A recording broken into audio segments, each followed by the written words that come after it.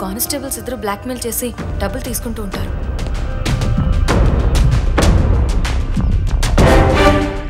వీళ్ళు గుణాన్ని బ్లాక్మెయిల్ చేస్తున్నారంటే వీళ్ళకి గుణ సీక్రెట్ ఏదో తెలుసుండాలి.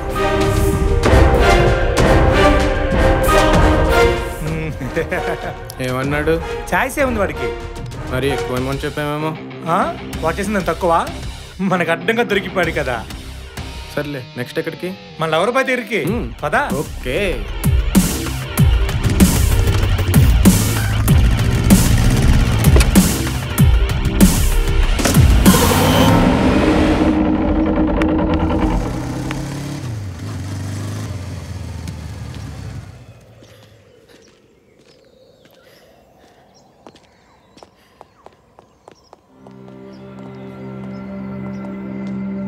ఇంకా ఏంటి సార్ ఇది?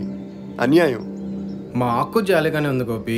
నీకు చాలా దుఃఖం వచ్చింది, కానీ మాకు చాలా కష్టం వచ్చింది. అర్జెంటుగా మా ఆవిడ పచ్చల నెక్లెస్ కొనాలి అంది.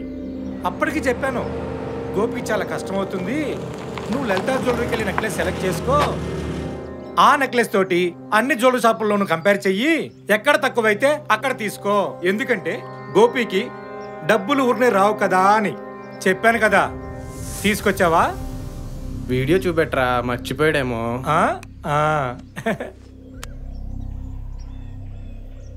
చూడరా. వద్దు సార్, నేను చూడలేను.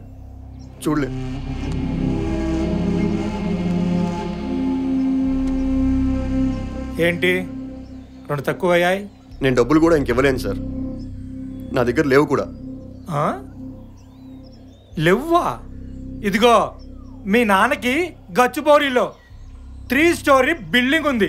అది అయిపోయాక మీ నాన్నగారు నీకు చెప్పారో లేదో, 1 కోటికి లైఫ్ ఇన్సూరెన్స్ ఉంది. మీ నాన్నగారు పోయినా, నువ్వు మీ నాన్నగారిని చంపినా ఆ డబ్బులు నీకే వస్తాయి. సార్ ఇది అన్యాయం సార్. ఏంట్రా నోర్లేస్తుంది? నేను సీఫా కటింగ్ సెలూన్ షాప్లో ఉంటా. 2 గంటల్లో డబ్బులు తెచ్చివు, లేకపోతే నీది నీ ఫియాన్సేది రాసలీలలో కామ్కేలి యూట్యూబ్లో ఎక్కుద్ది. జాగ్రత్త.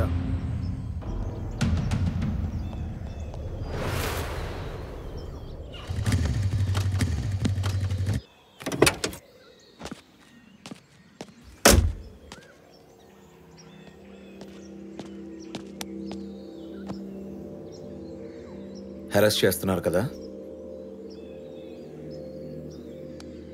ఏం లేదే, ఫ్రెండ్లీగానే మాట్లాడుకుంటున్నాం. క్లోజ్ ఫ్రెండ్స్ అనుకుంటా. ఇప్పుడే వెళ్ళారు, అప్పుడే అంత మిస్ అవుతున్నావు. నన్ను కూడా బ్లాక్మెయిల్ చేస్తున్నారు, నిన్నే కాదు. అవును, ఎవ్వరికి చెప్పుకోలేను వీడియో తీసి బెదిరిస్తున్నారు.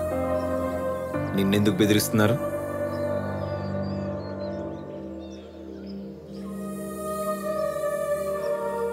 సరే, నీ ఇష్టం. ఒక్క నిమిషం.